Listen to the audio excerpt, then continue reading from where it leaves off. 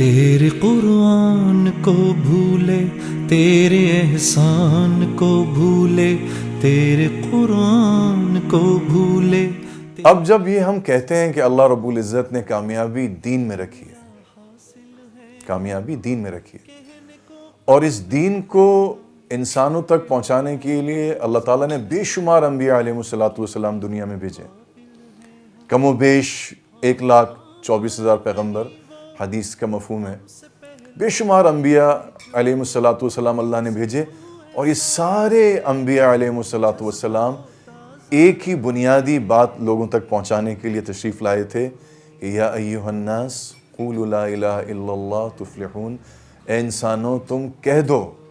مان لو دل سے کہ لا الہ الا اللہ تفلحون، تم فلاح پا جاؤ گے۔ لا الہ الا اللہ کہ اللہ کے علاوہ کوئی معبود نہیں ہے، اللہ کے علاوہ کوئی الہ نہیں ہے، اور اگر تم یہ کلمہ دلوں میں بٹھا لو گے اور اگر تمہاری زندگی اس کلمے کے اوپر گزرے گی تو تم فلاح پا جاؤ گے، کامیاب ہو جاؤ گے۔ تو جب ہم یہ کہتے ہیں کہ دین میں کامیابی ہے تو اس کا مطلب یہ ہے کہ یہ دنیا تو کامیابی کا بہت چھوٹا سا ایک حصہ ہے۔ قرآن مجید میں جیسے کہ آتا ہے کہ وَمَا الْحَيَاةُ الدُّنْيَا إِلَّا مَتَاعُ الْغُرُورِ، اللہ تعالیٰ فرماتے ہیں کہ یہ دنیا ہے کیا سوائے دھوکے کے، متاع الغرور، یہ دھوکہ ہے، ڈیلیوژن ہے۔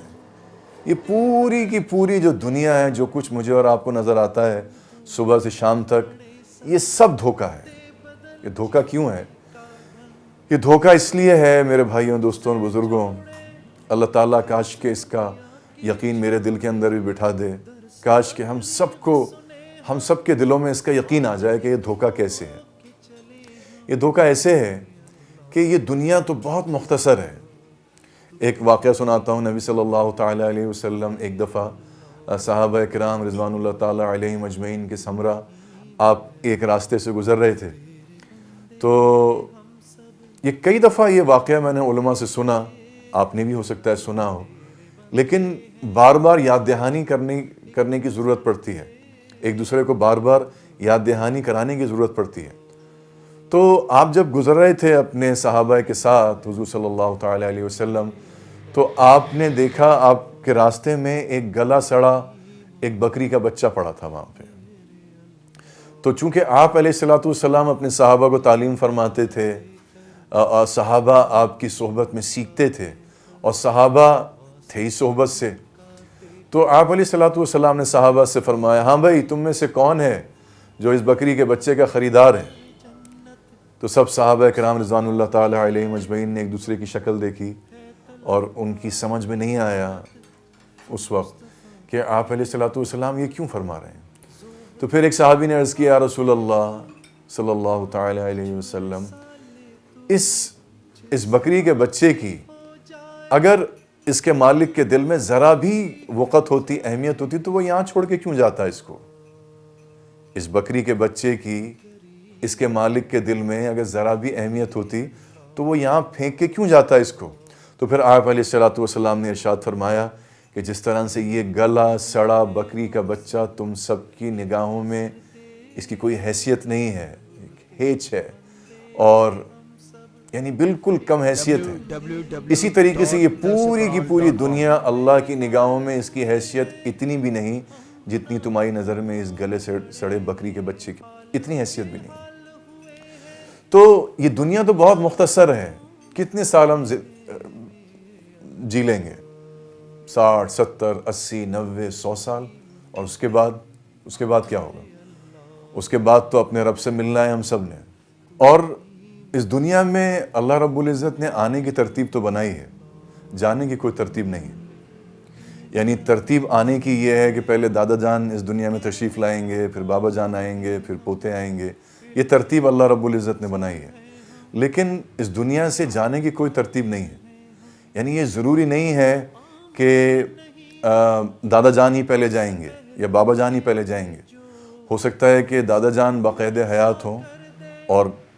ان کے صاحبزادے پہلے چلے جائیں، جانے کی کوئی ترتیب نہیں ہے۔ اور یہ سب کچھ میں اور آپ روزانہ وٹنس کرتے ہیں، میں ایسی کوئی انہونی بات نہیں کر رہا جو میری اور آپ کی سمجھ میں نہ آئے۔ تو میں عرض یہ کر رہا تھا یہ دنیا، جیسے کہ میں نے قرآن مجید کی آیت پڑھی وَمَا الْحَيَاةُ الدُّنْيَا إِلَّا مَتَاعُ الْغُرُورِ، یہ دنیا ہے کیا سوائے دھوکے کے. تو یہ دھوکہ اس طرح سے ہے کہ ایک تو سب سے پہلے کہ یہ ہمیں شیطان نے اس دھوکے میں ڈالا ہوا ہے کہ اس دنیا میں میں اور آپ ہمیشہ ہمیشہ رہیں گے. سب سے بنیادی دھوکہ تو یہ ہے کہ کوئی بھی آدمی اپنی موت کو یعنی موت کے بارے میں سوچنے کے لیے تیار ہی نہیں ہے. اور آپ علیہ الصلوۃ والسلام کی حدیث کے مطابق آپ نے فرمایا کہ تم میں سے یعنی عقل مند انسان وہ ہے جو موت سے پہلے موت کی تیاری کر لے. اور یہاں پہ موت کا تذکرہ میں اور آپ کرتے ہیں تو اس کو ایک معیوب بات سمجھی جاتی ہے، اس کو اچھا نہیں سمجھا جاتا، بلکہ بولا جاتا ہے بھئی اچھا بولو. تو یہ دھوکہ اس طرح سے ہے کہ ایک تو میں اور آپ جانا نہیں چاہتے اس دنیا سے، ہم میں سے کوئی بھی اس دنیا سے جانا نہیں چاہتا. دوسرے یہ کہ ہمیں شیطان ریئلائز یہ کراتا ہے کہ میں اور آپ ساری زندگی اس دنیا میں رہیں گے. اور تیسری بات یہ کہ جو بھی ہمیں چیز نظر آ رہی ہے اس دنیا میں، سورج نظر آ رہا ہے، چاند نظر آ رہے ہیں، ستارے نظر آ رہے ہیں، تو میں اور آپ سمجھ رہے ہیں کہ یہ روشنی جو ہے یہ سورج سے ہی آ رہی ہے، جبکہ یہ دھوکہ ہے. سورج کی روشنی سورج کی اپنی مرضی سے یا سورج کی اپنی روشنی نہیں ہے، وہ تو اللہ کے حکم سے آ رہی ہے. اللہ کے حکم سے سورج روشن ہے، اللہ کے حکم سے چاند روشن ہے، اللہ کے حکم سے ستارے روشن ہیں، اللہ کے حکم سے اللہ روزانہ رات کو دن میں داخل کرتا ہے اور دن کو رات میں داخل کرتا ہے. اللہ زندہ کو مردہ میں سے نکال لیتا ہے اور مردہ کو زندہ میں سے نکال لیتا ہے. تو یہ سب اللہ کے حکم سے ہو رہا ہوتا ہے. لیکن چونکہ دنیا کو اللہ رب العزت نے دنیا کو دارالاسباب بھی کہا،